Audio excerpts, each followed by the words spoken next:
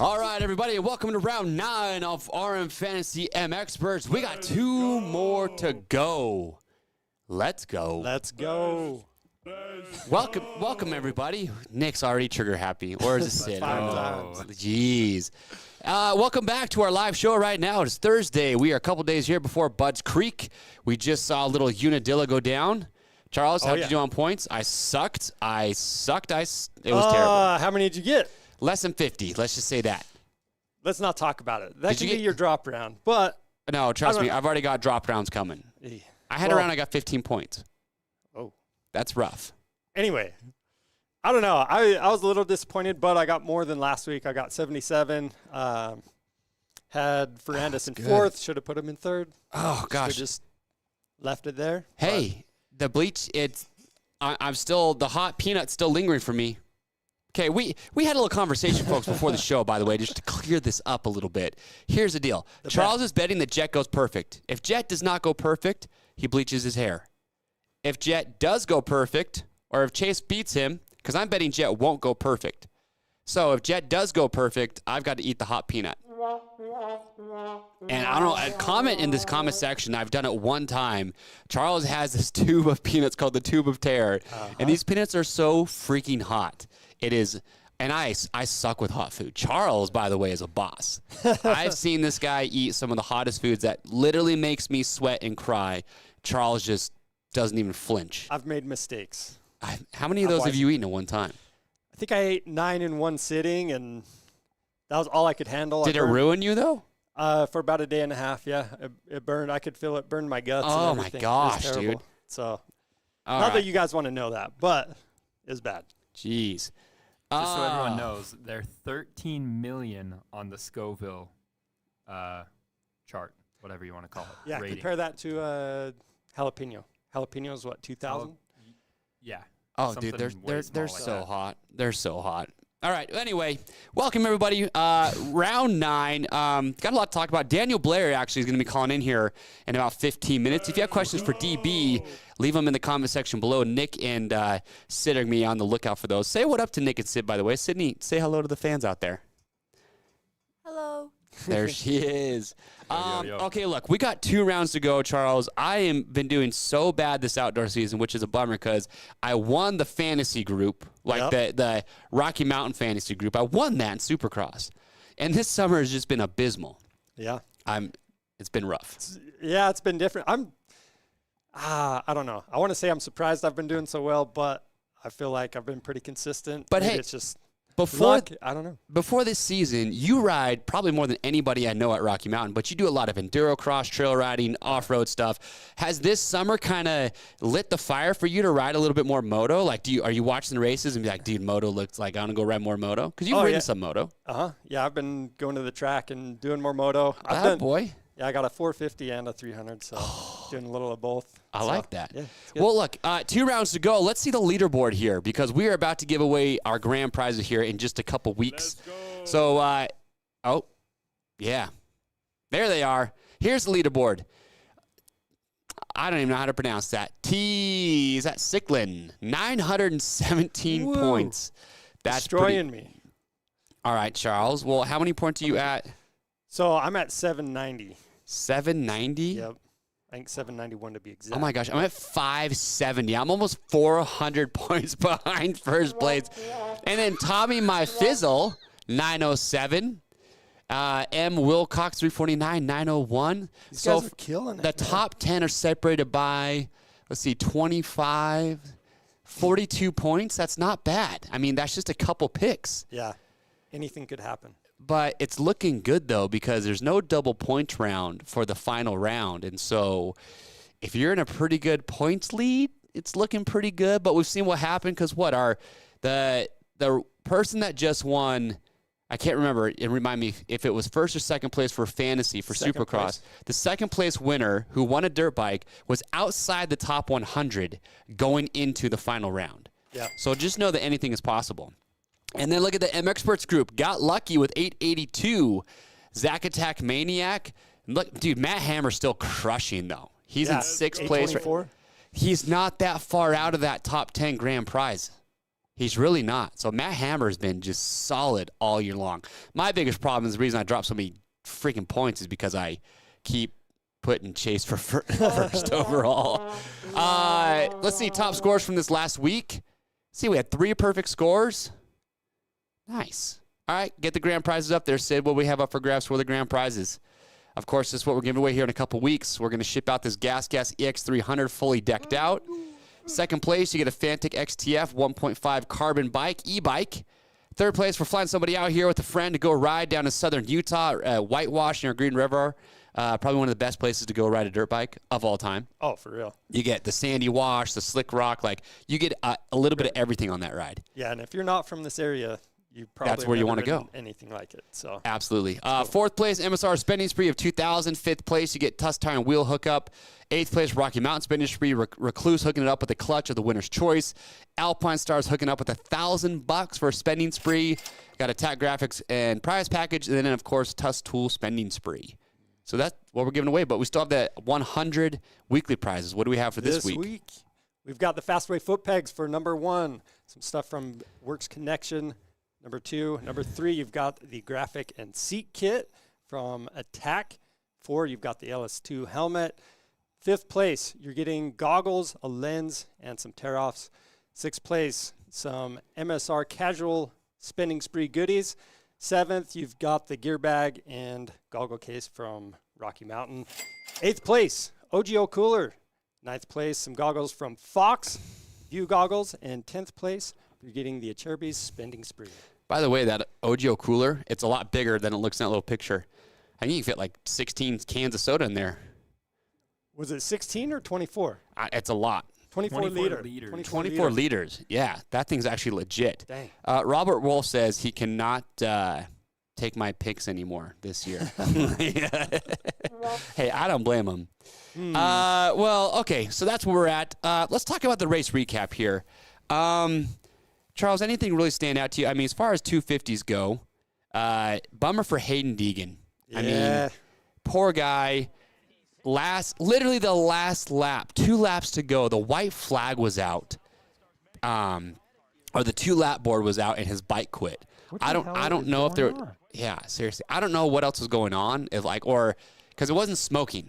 No. So here's the question, Chuck. What's up, Mr. Mechanic? If a bike's not smoking, because every time you see a bike smoking, you think like, oh, piston, valves, but the bike's not smoking, electrical problem? Like, what else could go wrong right there where the bike just shuts off, other than electronics? Yeah, I don't know. I mean, there's a million things that could happen, and we didn't even I never saw anywhere where it actually like stopped. No. So with that being said, you could have other things going on with the transmission. Something could have locked up. You could have had something in the bottom end lock up. So smoke is usually top end type stuff. Okay. But then, yeah, the other thing, like you're saying, electrical and. Because if a bike just, yeah, I don't know. I saw a video where when he was on the rev limiter, it sounded really weird. I heard, I don't remember where I heard this or saw this, but somebody said his bike was making really bad noises before it went. Well, I think he even said he thought it sounded like the muffler was off or something. Really? And not that it was, but I mean, just making some. But I mean, I guess I something. wonder. Look, hearsay, hindsight 2020. Well, the You team. know what could have happened? I wonder if the team let him know, like, hey, ride the bike easy. If he'd have known that the bike was gonna quit, would he have just kind of like cruised? I don't know. Don't know. Wonder if he had something with the valve train coming loose and it just locks it up. I don't know. Christian over here saying that the bike couldn't handle his speed. Oh, freaking Christian. Anyway, so that was a bummer to see, but props to Hunter Lawrence, or Hunter Lawrence. He in his interview, he said this. Hunter, I like this. Congratulations. You put a ton of pressure on Levi there to try and chalk up yet another moto win. But ultimately, big picture, we're talking about 22 points here now in the championship. How does that sound? I mean, it sucks. I was looking forward to it. You know, everyone was talking about, oh, the pressure this, the pressure that. That's not pressure. I choose to do this. Pressure's when my family couldn't eat. So this is fun, and it's what I love to do. So I was looking forward to the challenge. Wise words. Thanks so much. And congratulations. The ultimate smack. The ultimate, just like, well, not that the crowd was like saying anything, but it's like if you weren't a fan of Hunter Lawrence and you hear that, you're just like, that was a pretty boss thing to say, dude. Like, this ain't pressure. Like, pressure's when my family couldn't eat. You're just like, oh. Well, I will never talk bad about Hunter Lawrence again. That's how it makes you feel. And if you ever have talked smack on Hunter, you feel like a terrible person. Anyway, Exactly. I just thought it was good, man. Well, I It think, just- that was the perfect shutdown. I feel like Hayden's kind of stirring the pot a little bit. yeah, like everyone's talking about Hayden stirring the full pot. shutdown. Full shutdown. Full shutdown. He didn't say anything about Hayden, and he just said it's a bummer. He wanted the challenge. So now it's like you just have respect for the guy. So props to him for doing that. Yeah. Taking a classy jab. I didn't even call it a jab. It was just classy. Moto 2, the only thing that really stuck out to me, man, is RJ Hampshire. Poor guy. You can see him right here on the far outside. Gets a bad kick. And talk about the worst place for that to happen as you go into that dip. Yep. Anyway, that's what the red flag was for in that second moto, the 250s. He ragdolled, was unconscious. Luckily, he got up off his own strength, walked away. But, geez, that's the worst place you could ever crash a motorcycle. But he's up and good. Such a bummer. Yeah, under his own strength, but he's got the neck. Oh, deal he's on. he's loopy right there, Oof. too. That's pretty bad. Anyway. Oh, check out quote from a basketball player. What are we looking at here? Anyway, yeah, so that's what I got. Let's look at picks. Player stats. This doesn't surprise anybody. Let's see. Average score, lowest since round 4. Interesting. 66.91. I wonder where people will look at the pie chart to see where people are losing points at. So, yeah, we had 3 perfect scores. So that's the lowest we've had since round 6. Let's see. Less than 12% got 4 picks right. 89% had 2 picks correct. Harry Kulas, 6 overall. He was picked. I don't know who picked him for the top 5, but that would have been a huge spoiler. Yeah. Who is Harry Kulas? He was an old MXGP guy, they said, right? I can't remember. Was that the guy that he almost got the whole shot? He started real good. Mm-hmm. And, I don't know. And I got some heat for not knowing who Jay, what was I can't remember his name now. He was on Tomac's bike on Jay Wilson. I got flack for not knowing who he was. It's like, we're still going to get heat he's now. never raced in the States, and he races the Japanese motocross series. Like, sorry, I don't know who that is. But anyway, 1% got the wild card correct, which is the lowest since round 6. Maybe that's where, like, points were so low. It's just nobody got the wild card. Yeah. And then, only 5%, almost 6, had AC picked for 4th. So I don't know. Pretty wild. But that being said, all right, let's get this man on the phone. You guys have heard him before on the SXperts show a lot. We've been missing this guy. We had to get him on the show to talk about he is on cloud right now. DB, Jett Lawrence. Is that how we do it now? You just throw a name out there? That's how we do it. I mean, say your thoughts. You were on Go. Gypsy, and you said you got some flack for saying he was going to be a phenom. And I'm not saying that you're sitting over there tooting your own horn, but did you think it was going to be this good? You hear that? Did you guys hear that or no? I was just tooting my horn in my van. I don't know if you heard that or not. Oh, okay. No. So I will say I called him a generational talent on Gypsy a couple of years ago. Yeah. And now he has won 5 straight championships. So that makes me feel good. But guys, I get a lot wrong too. So, hey, I love predicting stuff because I'm just a fan at heart. You know what I mean? And I get revved up like you guys do, like all the fans who are listening now do. Like I get fired up over the possibility of what could happen, what should happen. So I did believe what I said about Jett Lawrence, but at the same time, it was just a shot in the dark. It was a hope that the guess would come true. But no, I've gotten so many of those wrong, dude. You have no idea. I don't want to admit to them all. There's been a lot of wrong ones. Focus on the wins. But I mean, we all knew, even from like when Benny Blouse talked about how good Jett looked when he hopped on a 450 from MX of Nations. But even still, that all aside, Jett winning multiple titles in a row, I don't think anybody saw him coming out and being 18-0 right now.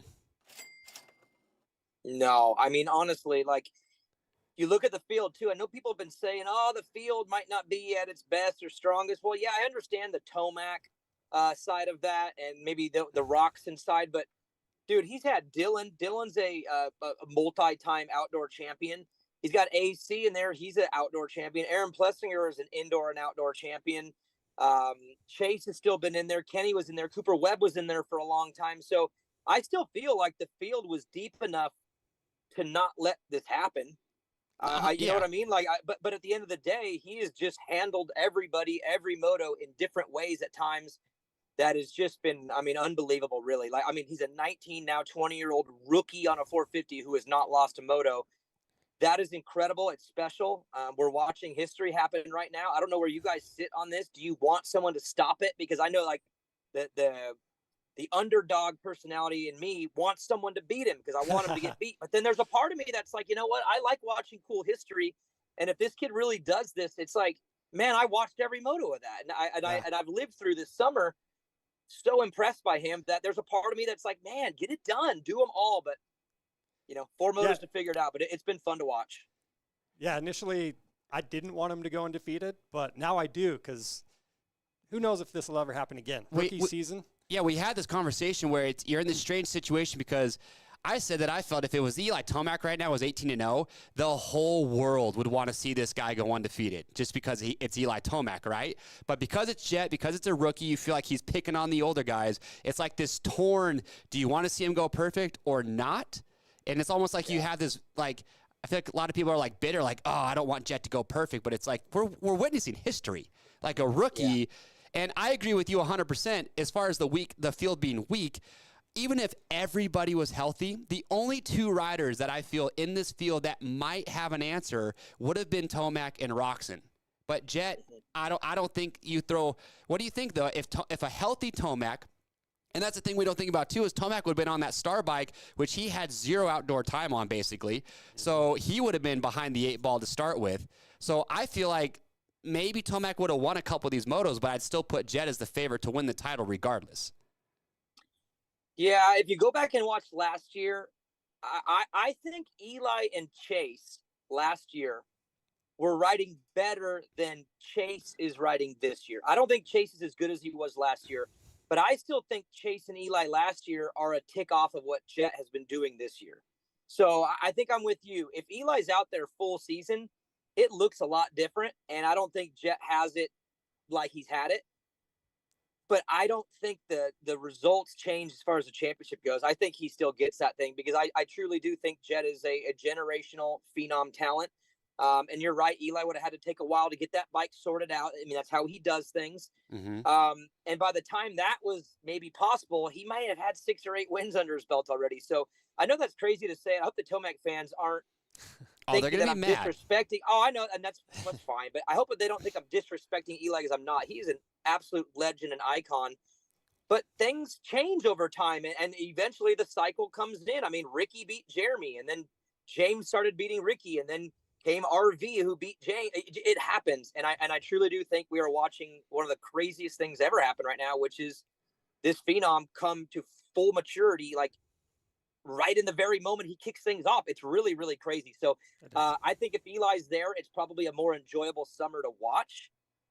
But I don't think there's a perfect season at play, but I still think Jett would have won the championship. Yeah, obviously, if you're Tomac, you never want to be hurt, but he's probably thinking, it's probably a good summer to miss out on. Like, he's probably thinking, like, man, like, I'm kind of glad I didn't have to deal with that because, I mean, you know what I mean? Like, we'll never know. We'll never know, and Tomac's never going to say, hey, I'm actually kind of glad I didn't have to line up with Jett that first summer, but he's probably like, yeah, like, I'm good. Like, I'll watch this partake, and then I'll decide if I want to race outdoors next year. I don't know. That's kind of my thoughts on it. Well, it's funny you say that too, because when I had heard that Eli was coming back, and I heard that was all happening a couple weeks before it happened. So but you don't know until you know. Right. But when it came out and he was like, yes, I'm racing, I'm coming back. I was like, are you watching TV this summer? Like, are you watching or not? Because I mean, if I was 30, 31 years old, an absolute Mount Rushmore legend with all the titles and money and fame that I could ever dream of and imagine, I'd probably be good. I don't know about you guys, but I wouldn't want a piece of that. But what I think Eli is counting on, which I believe fully, and I have no problem saying this, Jett's Supercross season next year will not be as smooth as this summer has been. That doesn't mean he's not going to be special and great and incredible and blow our minds. And hey, he could probably win it. He could win it next year, no question. But Supercross is a little bit different. It's a cage match. There's so many other variables outside of just phenomenal talent. Where I think outdoor, he just has the ability to go into that ceiling of his and do some things that the rest can't do outdoors, because the 35 minutes, the track, it allows for that freedom where his talent can blossom. Indoors, man, we've seen this. It's not always the most talented guy who wins.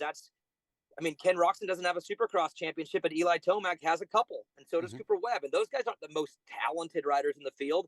So I think that the cage match racing that's coming in Supercross will be harder for Jett because there's other variables. Like if he gets a fourth place start and it happens to be Jason Anderson in third and Justin Barsha in second, that's a different world indoors than it would have been outdoors. Dudes are slamming you in the second corner. Yeah, you're getting slammed in corners. Dudes are coming in and bringing it in hot. No, I agree. I was going to ask you that question, like, will winning be this easy for Jett in Supercross? And as many as people want to say yes, I'm like, nah, I don't. Like, I think he'll win races. Like, we can make all the predictions we want. I just don't feel like it's going to come this easy, because you can look at outdoors, too. There's so much movement to move around on the track in the opening lap, and Jett's been incredible at that this year. He looks like Kenny Roxon in 2016 on that Suzuki, where it doesn't matter where he starts. As long as he's somewhere around top 5, he's going to be in the lead most likely at the end of lap 1, because Chase has started ahead of him a few times, and it's got to be maddening for Chase when on those opening laps, when Chase finally does start in front, Jett's literally by him on like a straightaway, and you're just like, that's my next question, though, is like, if Chase doesn't get one of these wins with 4 to go, is he just losing his mind going into the offseason? I know we have the Super or the SMX, but like for Chase's sanity, does he need to get one of these wins? Man, I'm glad you asked that, because I just talked about that on my podcast last night. I can't remember. It's all blurring together. Last night. Yeah. Okay. So if you're Chase, I don't think it's going to be healthy moving forward to know that this kid stuck a perfect season on the board right after you won your Supercross title. You know what I mean? Like if he goes into 2024 with the number 1 plate, expected to be the guy, even though indoor and outdoor are separate, I don't think he wants to go in knowing that this kid did a perfect season. He's going to have to hear about that forever. Like his whole rest of his career, he's going to have to hear about that. But if he could be the one who stops it, even if it's one moto, even though it doesn't count towards the overall or the championship, that mental win that he would have in saying, I stopped you from doing it, that is so powerful for him, even if it's just one moto. So I think there's a lot riding on the line for him in these last 4 motos, because if Jett does get it, Chase will have to live with that forever. But if Chase can be the one to stop it, a couple of years from now, we'll all remember, hey, remember Jett's rookie year? It was pretty dominating, but it won't be a perfect season we're talking about. It won't be history. It won't be all these things that are like that he'll have to deal with forever. So I really do think it's important for him to get one of them. And it has to be him. It can't be Dylan that stops Jett. It can't be Jason, it has to be him. Jett So, can't crash, no, and then Chase wins because Jett went down.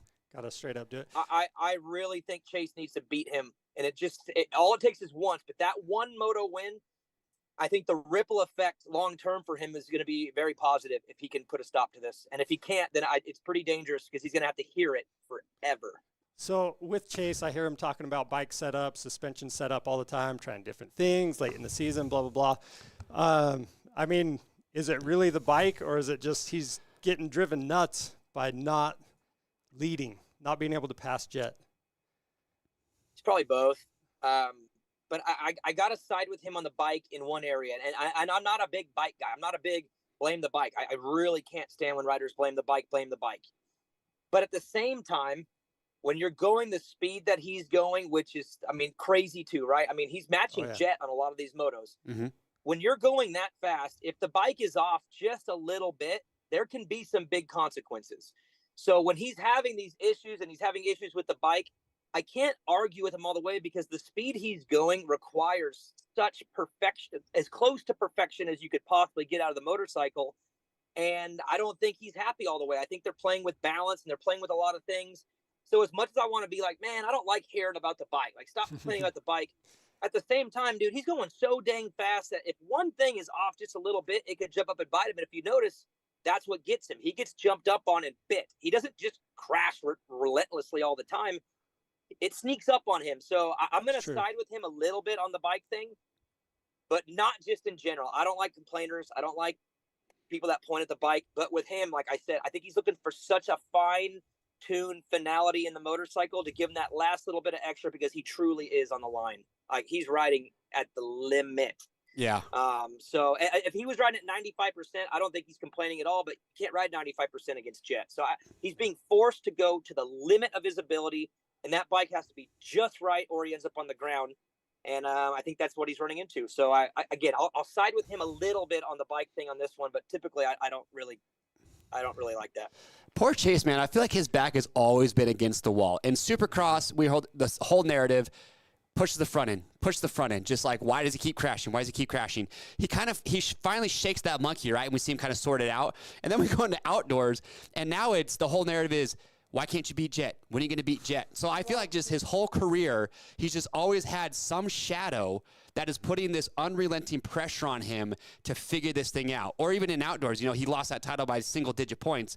But that's why I'm like, he's got to beat Jett, because I feel like Chase is one of those guys where at this point, mentally, it's got to be screwing with him. And props to him, he's still doing his vlogs and puts on a smile. But I'm just like, man, it's got to be brutal for him. So I want Chase to get one of these wins, not because I don't want Jett to go perfect, because I just want a Chase Sexton who doesn't have a cloud over his head going into SMX or into the 2024 season. Yeah. Or maybe it puts a fire on him. I don't know.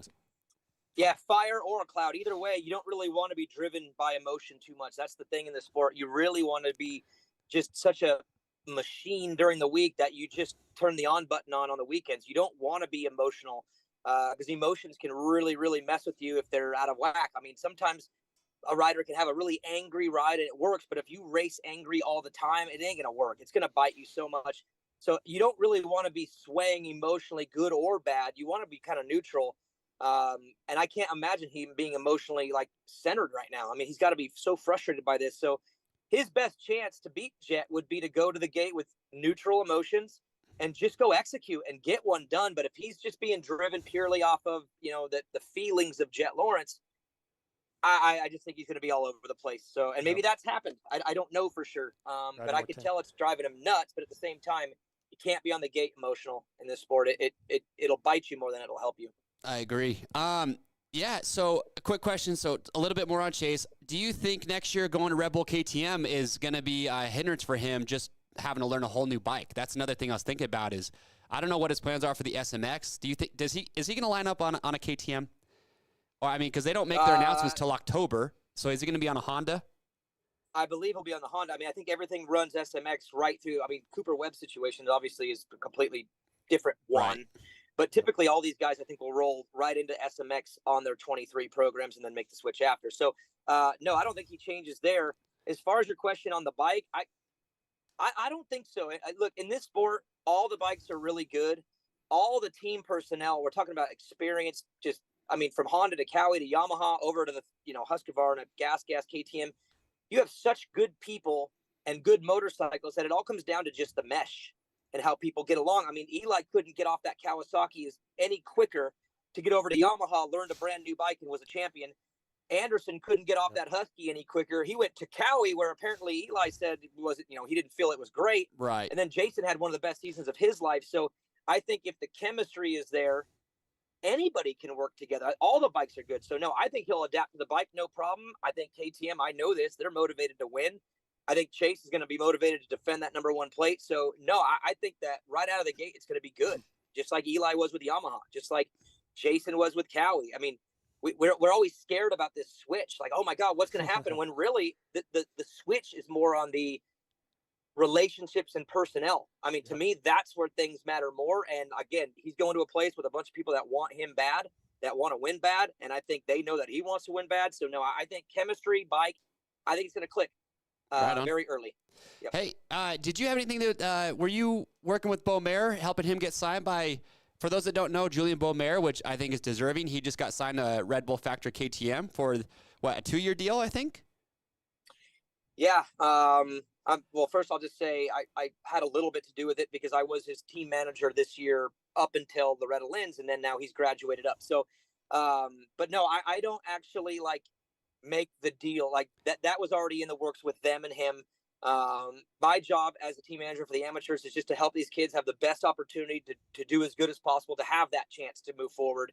And he was great to work with this year, not just him, but everybody involved.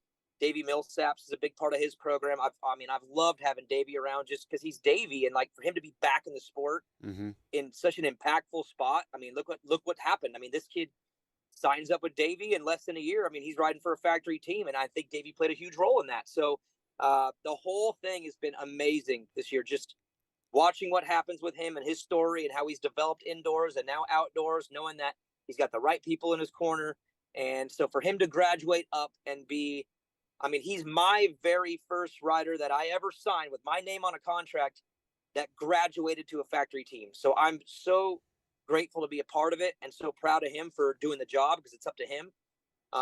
So no, it's on. He's going pro, and I can't wait to see how he does. He's been unbelievable to work with this year, and I'm excited.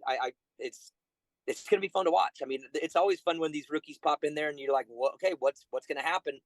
And I believe this kid is set up to do well. So I'm super excited. I'm excited because I feel like we have a really good crop of young 250 guys coming up through the ranks right now. You got Beaumer, Daxton Bennett, Hayden Deegan, Hymus. I feel like Jett's out now, but I just feel like there's a really good the future is bright as far as what we have in the 250 class, and those are going to be graduating up. You have Drew Adams, some other amateur kids that are still haven't even turned pro yet that are still flying. So it's a good crop. I'm excited to see what happens here in the future.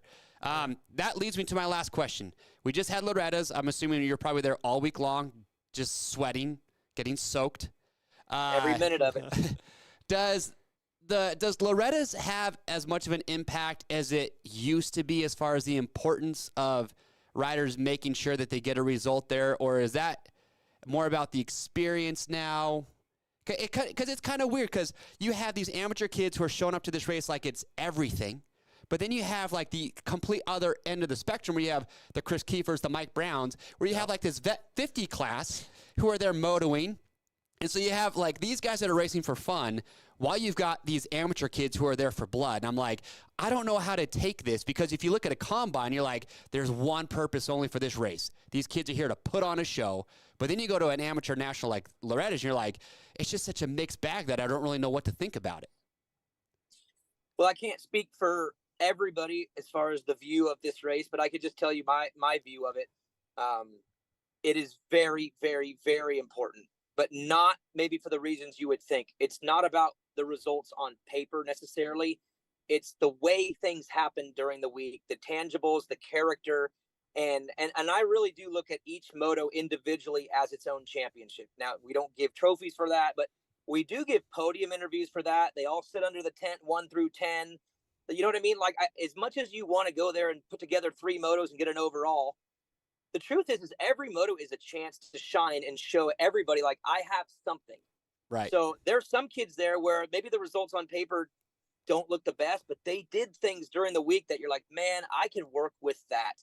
Some kids just go and get the job done. And it's like, damn, I mean, if you can go to Loretta's and survive that place and come away successful, it's massive because it's so much pressure.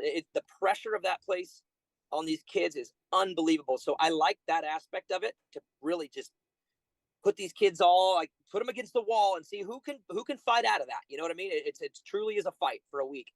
Okay. But I don't look at it as an individual race where everything is determined off of that. And I can tell you right now, going in for me, I had kids that were on my list that I'm scouting, that I'm looking at, that I had conversations with, that I brought into the truck. And I told all these kids the exact same thing, which is, don't go out there and race for me, race for yourself, because you don't know exactly what it is I'm looking for.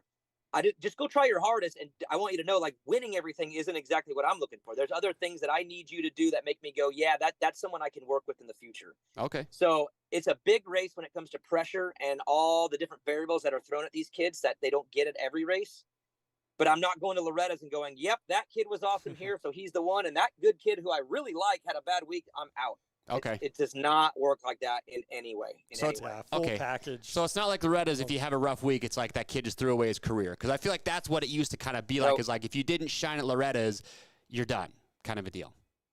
Okay. No, but I can tell you right now, kids on my own roster right now that I look at as like really good chance to make it, I can tell you right now, the things that they did to convince me to go all in on them came at different races than Loretta Lynn's. So it's not just Loretta's, it's Minio's, it's Ponca, it's Springading, it's Freestone, it's Daytona, it's the Baja Brawl, it's the Verb Classic. Every one of these races matter equally to me, but I might be looking for different things out of each race.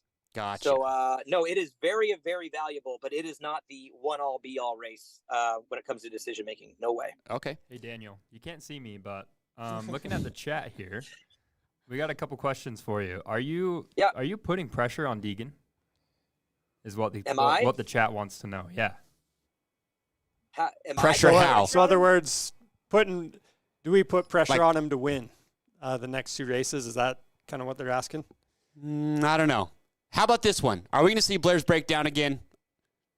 Are you going to be involved in Supercross next year? Because I like Blair's breakdown. Unfortunately, I will not be part of Supercross next year. That ship has sailed. As far as Blair's breakdown goes, I don't know, because that's something I did there.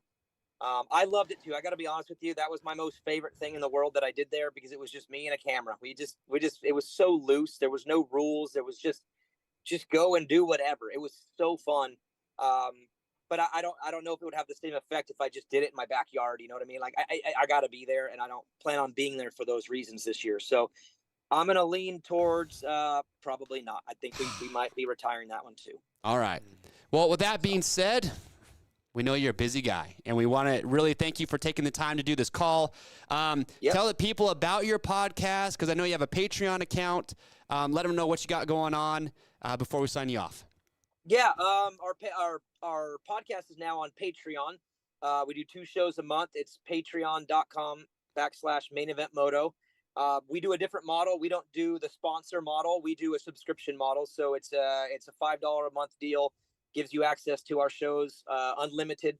Both of our shows that are an audio version, we also live stream the recordings of that, so the fans can actually be kind of behind the curtain while we record the show and we interact with them. So it's our little thing over there, man. Me, producer Joe, and Toolman Dan. It's just our little triangle of fun over there.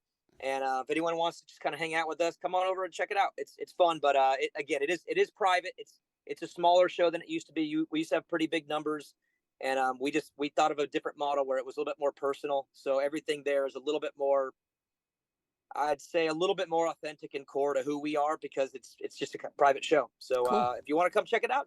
But if not, no big deal. We're happy with our club. So. All right. Well, hey, man, we appreciate you. We're going to miss you in Supercross, but trust me, we're going to have you calling in. So just get ready. Stand by that phone. Anytime. I'll talk to you guys soon. Thanks. All right. Talk to you soon. See ya. Bye. I was going to ask him his top 5, but we are getting short on time. That's all right. He probably would have said Jett and then Chase. Yeah. And then, okay, let's get He into it probably here. was going to say what I was going to say. YouTube Blair's breakdown. What a good guy. Yeah. I like Daniel. He's got some really good insights. Very well thought out. Gonna miss him on Race Day Live and the whole bit. All right, let's hop into these real quick. All right, so Jett Lawrence. I mean, the pick percentage was like 98%. So we don't really need to get into a whole lot about why you want to pick Jett to win. And now that he's won the title, Chuck, he has nothing to lose. Yep. There is zero pressure on him. So how do you not pick him to win? I don't know. And now he can just focus on a perfect season. Yeah. And maybe that's what causes him to crash or something. I don't know. Maybe. I don't know. Well, I mean, I think he's going to be loosened up, just having fun. Oh, yeah. I mean, he's got 10 hole shots. He started in first 15 out of 18 motos this season after lap 1. I mean, what else is there to say? I mean, we have this highlight right here of Jett doing this cool little, again, it's one of those little things technique-wise that makes him so efficient on the bike. Watch him right here as he hops over this hill. I mean, he looks like he's just out having fun on a dirt bike. You know what I mean? Yeah. Somebody else posted, I can't remember who did it. It was on Instagram. And it was showing him, Sexton, and Dylan all coming through the same spot at Southwick. Jett comes over and just jumps over this whole section of breaker bumps. And then Dylan and Chase both come through and just hammering through. Yeah. Did you see that? I think we showed it on here. Did we? I think so. I don't think we did. Did we not show that one? I don't think we did. But anyway, that was just something that stood out to me. I see little things like that, and I just get excited because it's just so cool. Yeah. You know? Right over the top. And anyway, so look, you're going to pick Jett for first, everybody. That's fine. You're probably going to pick Chase Sexton for second right here because, look, his overall finish is he's got a bunch of seconds. And he's finished second in 10 to 12 motos. He's only got 2 hole shots. Like for Chase to beat Jett, my thing is the dude has to be in front of him after lap 1. Yeah. Chase needs to start in front of Jett and then run away with this thing. Well, hold on. I do have one thing to say about that though. What? So when he was going for the pass Moto 1, I was watching in the post race. Yeah, it's right here, right? Uh-huh. I really thought it was going to happen right here. I really thought it was. I thought it was too, but Jett said he moved over one lane. He's like, "Oh, that was a better line," and I couldn't hear Chase coming up on me. So it's because they're going downhill. They're coasting. That's true. But I don't know. Do you think he really had no idea Chase was right there? Wouldn't care if he did. He just closed the line off. It wasn't dirty or anything. It wasn't. But I don't know. I really thought, and I thought after that happened that Chase was going to catch back up because he caught him pretty easy. Mm-hmm. I was like, all right, Chase will just catch back up and just pass him somewhere else. No, Jett just cruised. Yep. But then Dylan Ferrandis was riding freaking good, man. Yeah, other than that, you know what's crazy? Sexton has not only has Sexton not beat Jett, he hasn't led a lap. That's weird. Super weird. But you know what? It's going to be, oh, sorry, go. No, he's like the number 2 guy. I mean, obviously he missed some races, but you know what's going to be even worse than not beating Jett? I just thought about this. What's that? Okay. What would be worse than not beating Jett is if Chase is halfway through a moto, he's 5 seconds in the lead, and Jett catches and passes him to remain undefeated. Tuck that front end, son. Then it's just like brutal. Salt on the wound. Oh, for real. That's bad. So that's if you're Chase, you need to be ahead after lap 1 and sprint. So, you know what I mean? Yeah. So Moto 2, I think Chase was pretty close to him. Mm-hmm. And then all of a sudden, Jett just pulls out, and it's like a 7-second lead. Yeah. And I don't know if Jett was beat up or Chase was beat up after that crash. Yeah. But, I don't know. So, man, and that was a big digger right there. Like, that hurts. Yeah. So I don't know. I mean, if Chase lets Jett pass him to beat him, it's going to be even worse, I feel, than Chase just not beating him. Yeah. You know what I mean? Okay, Ferrandis. Man, Ferrandis rode good. This is the best Dylan Ferrandis that we've seen. Let's go. He said that he's done work on his suspension. He couldn't even talk about it because apparently Star Racing Yamaha has just thrown the book at his motorcycle to where they're now, I guess, what my takeaway is that they're allowing him to take suspension from other companies that they don't typically work with. Like almost like Dylan brought his own suspension kind of a thing. I don't know. That would be weird. But so that's where he's at. But he's had 4 third-place overalls this year.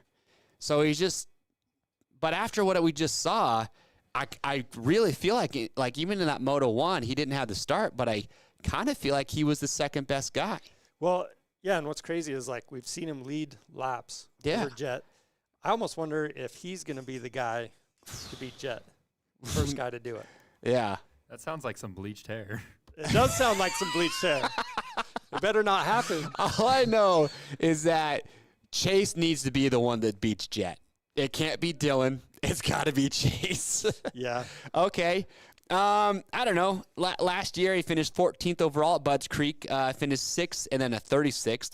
I think that was the moto when Barcia cleaned him out. You remember that? I can't remember. Correct me if I'm wrong. Or maybe he just crashed out. I don't know. But Dylan does have 4 hole shots this season. He's got more than Sexton. Yeah. So Dylan's kind of hot or cold.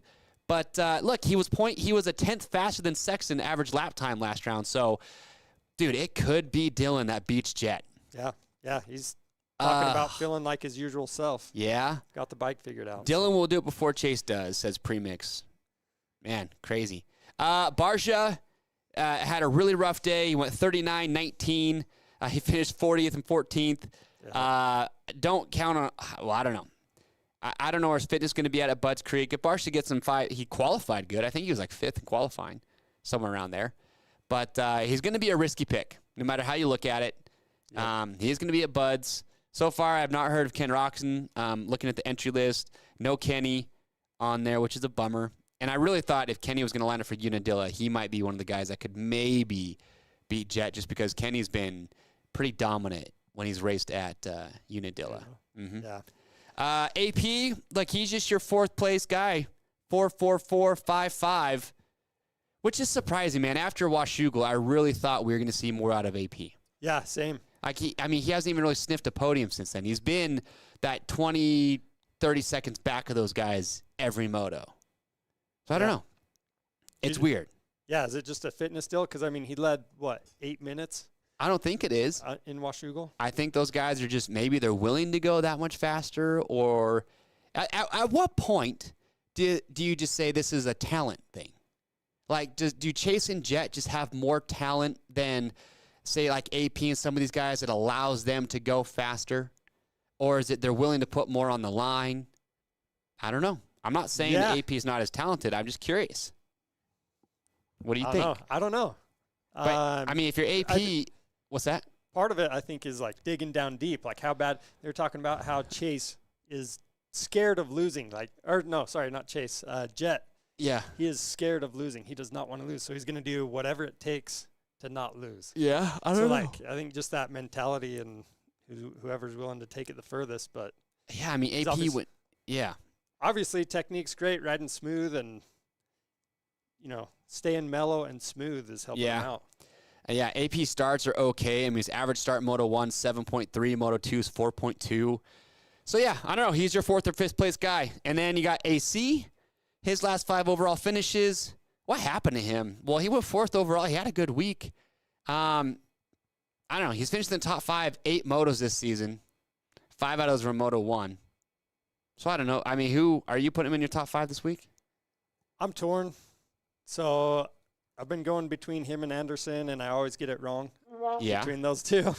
But well, we'll talk about if Anderson's not getting top 5s, he's flagging for himself on the track. Yeah. Which we should have got footage of that. Did anybody else see that where Anderson was? Did you see that? Yeah. Yeah. If you're Anderson looking back at that, I feel he was in the wrong because, first of all, the flaggers are not supposed to go on the track. Like, the flagger is not going to go stand in the middle of a jump face and put his safety on the line. Yeah. He's waving the flag.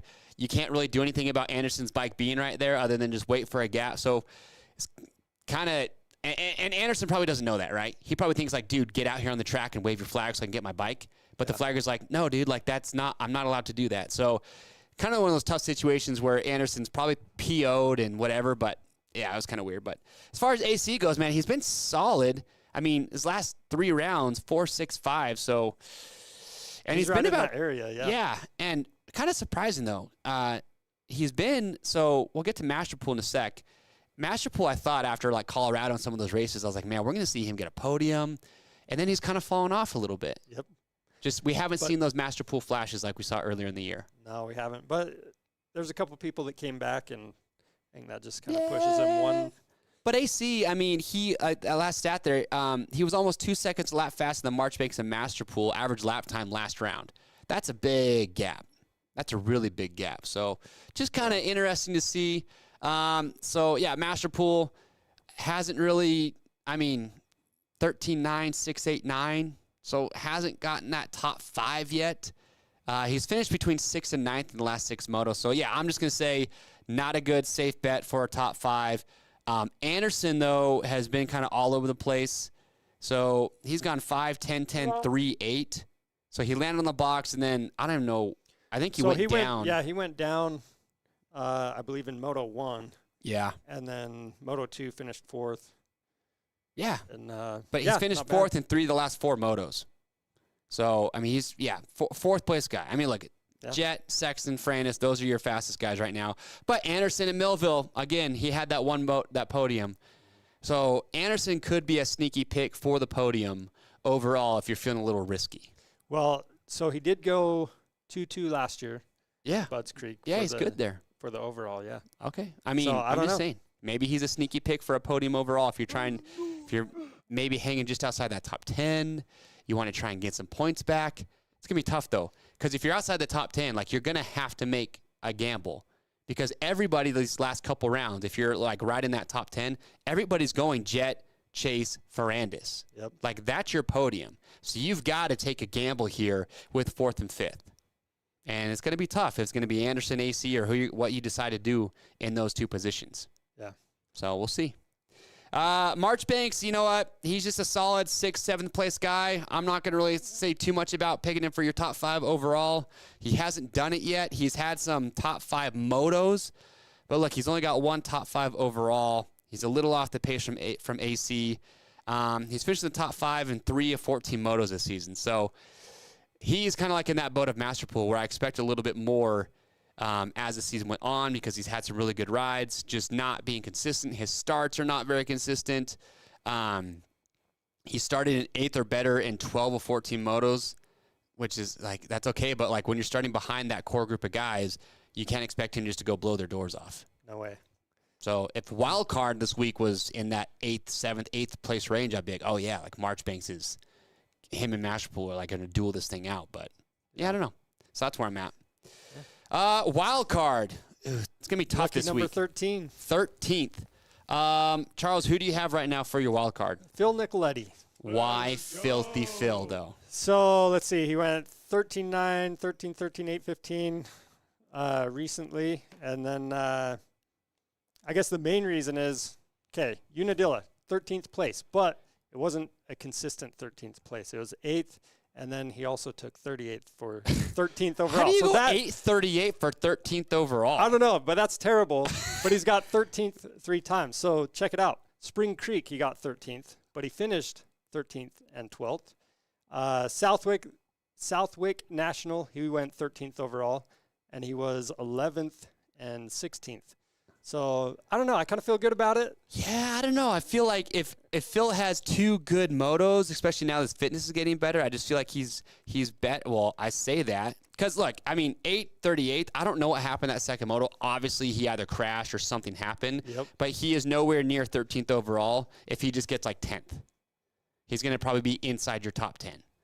So, I don't know. Grant Harlan, to me, I don't know. His last 4 overalls, 11, 15, 8, 14. His average start is about 16 or just over. He's only finished worse than 13th in 6 of 16 motos. Not bad. So it's just that consistency part. Chisholm's another hot pick. That's who I have right now for the wild card. Average overall result is 14.28. His average moto finish is 14. And he's finished within 1 spot of 13th in 8 of 14 motos. And I would put my money on Nicoletti to beat Chiz every time. Let's go. As long as Nicoletti doesn't have a problem. No. You keep Nicoletti there. I'm going to keep Chiz. I'll keep him. You've made up your mind, dude. Don't let my stats persuade you. Derek Drake. Let's see here. Very sporadic results. Derek's another guy, too, where, like, at the start of the year, I was like, man, like, he's riding good. But then since then, his average start in Moto 1's 12.6, and it's 19 in Moto 2. And he's very sporadic results. But he's finished 12th or better 8 times this year. Yeah. But he's just not consistently getting 2 good results back to back. Yeah, so with it being sporadic, could end up somewhere in the middle right there. All right. Robert M. just put Estonia, dude. Yeah, Lacrucio. Some of these guys might be good. Pep. Jeremy Hand we have in there. His best finish of the year was last week. He got 12th overall. Moto 1, he started 11th and finished 11th. Moto 2, he started 13th and finished 16th. So he's kind of right in that ballpark. So, man, I don't know. But, yeah, there's some other riders that we don't have in here, but that could easily land in 13th. The wildcard has just been so tough. I mean, we just had 1% get the wildcard correct last week? Yep. That's brutal. It is. But I like that. Yeah. I like shakes it up a little bit. Yeah. So what would you do? Well, okay, Charles, if you were just outside the top 10, well, let's lock them in. Give me your picks right now. What do you have? All right. So what I got right now. Well, Jamie, pull up that video. I've got Lawrence, Sexton, Ferrandis, Anderson, AP, and Nicoletti. Okay. You're kind of convincing on Chiz, though. All right. Yep. I have that effect on people, except for whoever in the chat said they can't trust my picks anymore. I do not have that effect on that person. Who do you have? What do you got? Well, I got a hot-headed, mad Sydney right now because I just changed my wild card. Ooh. Okay, here's my picks. I'm going to go Jett Lawrence, Chase Sexton, Dylan Ferrandis. Gosh dang it. I have AP 4th, Adam Cianciarulo 5th, and then I had Drake because Drake initially was like, you know what, Drake, maybe he'll pull this out, but I'm probably going to throw Chiz in there just for consistency purposes. I feel like I've got to get the wild card. I don't know what I'm battling points for right now. Like, I just, all hope is lost. Redemption. No, it's like there's nothing to redeem. Like, I'm just going to have this cloud over my head like, I got Chiz in there. Look, it's because Sid. Did you work your magic that fast, Sid? I had Drake in my picks online for some reason. Hey. So I was right. I had Chisholm in there. Yep. Okay. Nice work. Strong work. We do. But anyway. So there they are. We've got our picks in. They are in. What do you guys have for your picks? Does anyone think, put in the chat, does anyone think that Sexton will beat Jett in one of these last 4 motos? Yeah. Harry Kulas finished 6th overall. I have Kyle in my wild card, but Chase has him as well. I better change my pick. Ouch. Ouch. Ouch.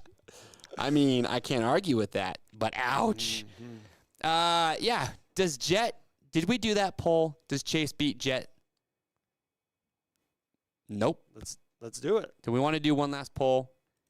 Yeah, we'll do it. We're running out of time. We did. Does Tomac beat Jett? That's way up there. Oh yeah, how'd that go? Sometimes I forget about these polls. Scroll up, dude. I'm typing a poll. How do you? If I just scroll up far enough, I'll eventually find it. Yeah, scroll up there. You'll find it. Oh, would Jett be in the same situation if Tomac was racing? 60% said no. Okay, out of 97 votes, 60% of people think that Tomac would not have had an answer for Jett. I don't think Jett is perfect. Right. But I think if Tomac, look, this is a big if, right? If Tomac, because look, we saw what happened with Ferrandis. Ferrandis hasn't missed a race, right? No. And he just lost the championship 2 rounds early. Yep. That just goes to show that if Tomac had taken, 2, 3, 4 rounds to figure out the bike setup, Jett's already got a points gap that he's not going to close up on. Yeah. Because Jett has been perfect. He has not made he has one time that he's crashed, and that was at that mud race. What was that? High was Point. it High Point? Yeah.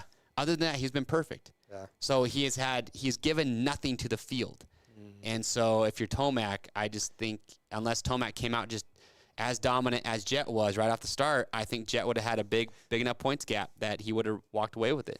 Well, I kind of wondered some of it. It's like Jett built his confidence early, and I think that's helped him a lot. Like, yeah, if you started with everybody, maybe it wouldn't have been as easy to build the confidence, and maybe he wouldn't have ridden as well. Yeah, if Jett goes like 5-6 the opener, it's probably a different story right now. But that wasn't the case, dude. But yeah, Chase is fast, and he gave him a run for the money opening round. So it's just got to be so mentally excruciating if you're Chase to just know that like you've ran the same pace, you've caught up to Jett, and you still just have not been able to pass him one time. And it looks bad too when when Chase crashes trying to get Jett, because then it's like, oh well, Chase is trying so hard. Well, I don't know. I don't pretend to know what's going on in Chase's head, but it's got to be brutal. It's got to be. It's got to be brutal. Yeah. And I know we're beating a dead horse, but that's where we're at right now. Hunter Lawrence now in the 250 class has like a 20-something point lead over, I think, Justin Cooper, 22-point lead over Justin Cooper. Thank you, Sid, who is in second place. So that's a bummer because, dude, Deegan figured it out. That blew my mind. Last thing I want to talk about is Hayden Deegan. What really showed me that he is, I mean, obviously we know he's the real deal, but it was another level of, in that first moto, he was losing positions, and you're just like, this is not good. Mm-hmm. And then he completely changed and figured out during the moto how to race that racetrack. And I'm not saying he was going to pass Hunter, but he was staying on his wheel, and he was going to finish behind Hunter, worst case scenario. Yeah.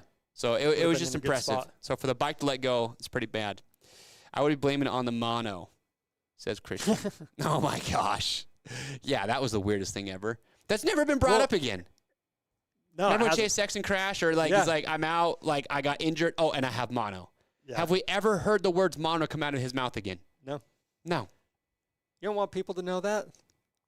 I don't know. Anyway, one more thing on Deegan, though. What? So second moto, he got the bad gate pick. Yeah. So he started pretty much last and then worked all the way up to 10th. Like, that's pretty boss. Dude, nobody else is doing that. No, that's awesome. It is. So good for him. It's not a paid advertisement, but it is an advertisement for Deegan. You get props for props is due. Yeah, so Robert Wolf said Tomac would have probably changed the outcome if he was racing at least a couple wins. Yeah, I'd agree with that. I think Tomac probably would snag a couple of these, but you got to start ahead of him. That's the crazy part. Well, anyway, it's been a good show. Big shout out to Daniel Blair for calling in. Hey, we're going to get to memes next week, so keep those raining in. We've got some good memes there in the Discord. The link to the Discord, by the way, is in the description, so be sure to go there. That's where you submit the memes, and that's where we have chats, all the good stuff. And, of course, let us know how you're doing, how many points you guys have right now. If this is after the fact, after the show is live, you can still comment. And Charles and I, we're always looking at the comments, getting back to you guys, and we love doing that, so keep them coming. That's all I got, man. I'm excited. I want to see Jett at this point. I know we have the bet. Yep. I bet he wasn't going to go perfect, so I have to stand by that. But I still want to see perfect. Yeah, same. It's going to be sweet. And now he's got nothing to lose. Hey, listen. But I also want to see you with bleached hair. And I really don't Nobody wants to see that. I'm torn because I really don't want to eat that hot peanut, but I want to see Jett go perfect. So that's where I'm at. Okay. Well, listen, we know you guys are busy. So, guess we'll let you go. Gee, took my line. All right, everybody. Hey, we love you. Thanks for tuning in live. We will see you next Thursday. See ya.